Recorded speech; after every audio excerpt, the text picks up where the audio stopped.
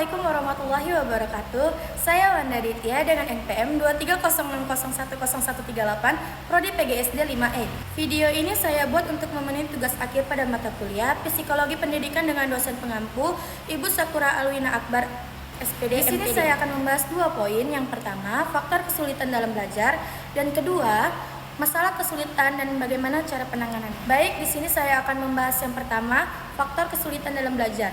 Nah, kesulitan belajar adalah kondisi ketika peserta didik tidak mencapai hasil belajar yang optimal sesuai dengan kemampuan yang dimilikinya. Faktor penyebab ini terbagi menjadi dua kelompok besar. Yang pertama, faktor internal dan faktor eksternal. Faktor internal sendiri yaitu yang berasal dari dalam diri siswa. Yang pertama, kemampuan intelektual, yang dimana perbedaan tingkat kecerdasan mempengaruhi kecepatan memahami materi. Dan yang kedua, motivasi belajar yang rendah, yang dimana kurangnya minat atau malas belajar atau tidak punya tujuan belajar yang jelas. Yang ketiga, kondisi fisik dan kesehatan. Ini seperti sering sakit, kelelahan, gangguan penglihatan atau pendengaran. Yang keempat, kondisi psikologis, yang dimana siswa merasa cemas, minder, stres, ataupun kurang percaya diri. Dan yang kelima, gaya belajar siswa yang tidak sesuai, yang dimana visual, auditory, atau kinestetik tidak terpengaruhi dalam pembelajaran. Nah, yang kedua, faktor eksternal, yang dimana dari luar diri siswa. Yang pertama, lingkungan keluarga. Nah, kurangnya perhatian orang tua, konflik keluarga, ataupun kondisi ekonomi itu sangat mempengaruhi kesulitan dalam belajar siswa. Yang kedua, lingkungan sekolah. Metode belajar, metode mengajar yang kurang variatif, dan media pembelajaran yang terbatas juga mempengaruhi proses pembelajaran yang ada di dalam kelas. Yang ketiga, kurikulum dan beban belajar. Nah, di sini materi terlalu padat atau sulit dipahami oleh siswa. Nah, yang keempat, lingkungan sosial, seperti pergaulan yang kurang mendukung, pengaruhnya teman sebaya, atau lain sebagainya.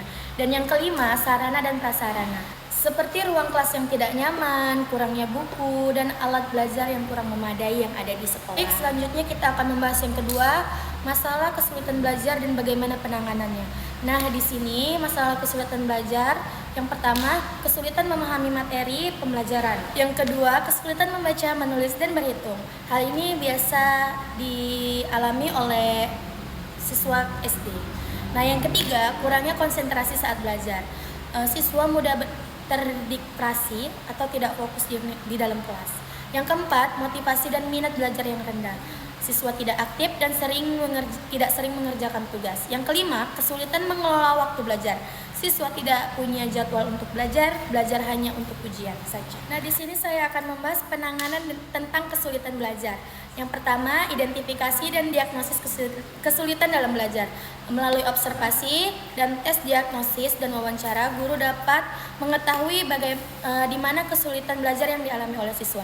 Yang kedua, pendekatan pembelajaran yang bervariasi.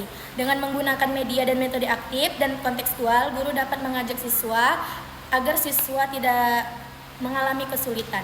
Yang ketiga, bimbingan belajar dan remedial, pendampingan khusus sesuai dengan kebutuhan siswa. Yang keempat, kerjasama guru dan orang tua, komunikasi intensif untuk mendukung belajar di rumah. Yang kelima, penguatan motivasi dan kepercayaan diri, yang dimana memberi apresiasi dan umpan balik positif dan dukungan emosional kepada siswa. Yang keenam, penyesuaian gaya belajar, yang dimana menyesuaikan strategi mengajar dengan karakter siswa. Nah, dari sini dapat kita simpulkan bahwa kesulitan belajar dapat dipengaruhi dari dua faktor, yaitu faktor internal dan faktor eksternal. Penanganan yang efektif memerlukan identifikasi yang tepat, strategi pembelajaran yang sesuai, serta kerjasama antara guru, siswa, dan orang tua agar potensi belajar siswa dapat berkembang secara optimal. Terima kasih, saya Wanda Ditya. Assalamualaikum warahmatullahi wabarakatuh.